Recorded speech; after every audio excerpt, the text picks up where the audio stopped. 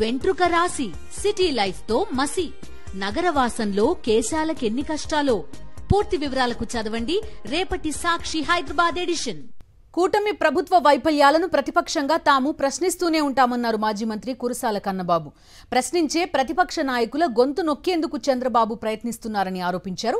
Yellow media ద్వారా తాను అనుకున్నది చేసి ప్రశ్నించే సోషల్ మీడియాను అణచివేయాలనే కుట్ర జరుగుతోందన్నారు. ఇక శాంతి భద్రతలు ఫెయిల్ అయ్యాయని పవన్ చేసిన విమర్శలను డైవర్ట్ చేయడానికే సోషల్ మీడియా కార్యకర్తలను అక్రమంగా అరెస్ట్ చేస్తున్నారంటున్న మాజీ మంత్రి కన్నబాబుతో మా ప్రతినిధి రాజు ఫేస్ టు ఫేస్.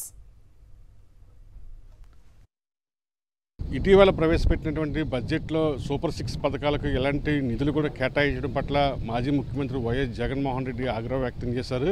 ఇది మోసం కాదా అంటూ చంద్రబాబును ప్రశ్నించారు. దీని మీద తాను పోస్టింగ్ చేస్తానని, అయితే అరెస్ట్ అంటూ జరిగితే నా మీద నుంచి జరగాలని చెప్పి కూడా ఆయన స్పష్టం చేయడం జరిగింది. దీంతోపాటుగా చంద్రబాబు చేసినటువంటి మోసాన్ని పోస్ట్ చేయాలంటూ కూడా వైఎస్ఆర్సీపీ శ్రేణులకు ఆయన పిలుపునివ్వడం జరిగింది. ప్రస్తుతం దీని మీద మనతో మాట్లాడేందుకు జిల్లా వైఎస్ఆర్సీపీ అధ్యక్షులు మాజీ మంత్రి కురసాల కన్నబాబు ఉన్నారు. మనం చూస్తున్నాం సార్, బడ్జెట్లో సూపర్ 6 సంబంధించినటువంటి ఎటువంటి నిధులు కేటాయించడం పట్ల మాజీ ముఖ్యమంత్రి వైఎస్ జగన్మోహన్ రెడ్డి ఆగ్రహం వ్యక్తం చేశారు. సోషల్ మీడియాలో కూడా ఆయన పోస్ట్ చేయడంతో పాటుగా శ్రేణులను కూడా పోస్ట్ చేయాలని చెప్పి పిలుపునిచ్చారు. దీని మీద మీరు ఏమంటారు? చంద్రబాబు నాయుడు గారు అధికారంలోకి వచ్చినప్పటి నుంచి కూడా ప్రతి విషయంలోనూ ఆయన ఫెయిల్ అయిపోయాడనే విషయం చాలా ఈజీగా అర్థమైపోతుంది. చెప్పింది కొండంత, చేసేది గూరంతా.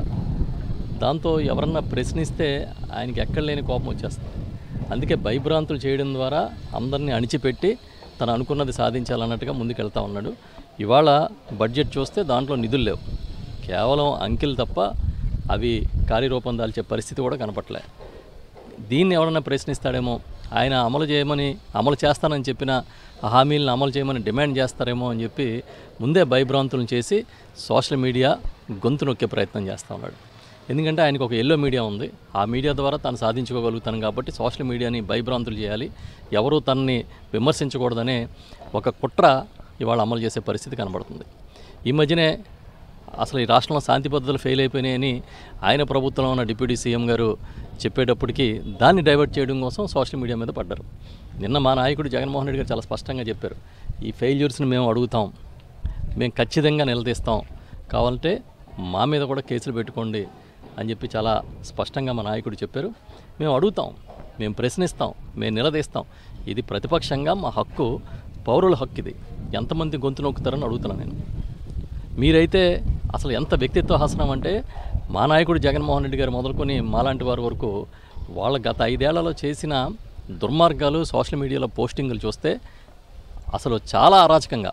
అంతేకాదు అసలు వాళ్ళు మాట్లాడే మాటలు, వాళ్ళ ప్రెస్ మీట్లో తిట్టిన తిట్లు, వాళ్ళు పాదయాత్రల్లో యోగాళాల్లో మా మీద మాట్లాడిన అవాకులు చవాకులు, వాటికి ఎవరు బాధ్యత వహిస్తారని అడుగుతున్నాం. మీరైతే మీ ఇష్టానుసారం బురద చల్లొచ్చు, మీ ఇష్టానుసారం వ్యక్తిత్వ హసనం చేయొచ్చు, ఇంకెవరికి ఆ హక్కు ఉండదు. అంటే మీకు ఏదైనా ప్రత్యేకమైన రాజ్యాంగం, ప్రత్యేకమైన హక్కు ఉందా అని నీ సందర్భంగా చంద్రబాబు నాయుడు నేను ప్రశ్నిస్తున్నా. తప్పకుండా పోస్టులు చేస్తాం, తప్పకుండా విమర్శలు చేస్తాం. విమర్శ చేయడం అనేది అది కూడా ప్రశ్నించడం మా బాధ్యత, మా హక్కు అనేది పౌరులు గమనించి ఖచ్చితంగా అడుగుతారు, అందులో ఏమీ డౌట్ లేదు. ఇది మనం చూస్తున్నాము. ఖచ్చితంగా ప్రతిపక్షంగా మాకు హక్కు ఉంది, కూటమి ప్రభుత్వం ఫెయిల్యూర్స్ మీద ఖచ్చితంగా మేము సోషల్ మీడియా ద్వారా ప్రశ్నిస్తామని చెప్పి కూడా స్పష్టం చేస్తున్నారు.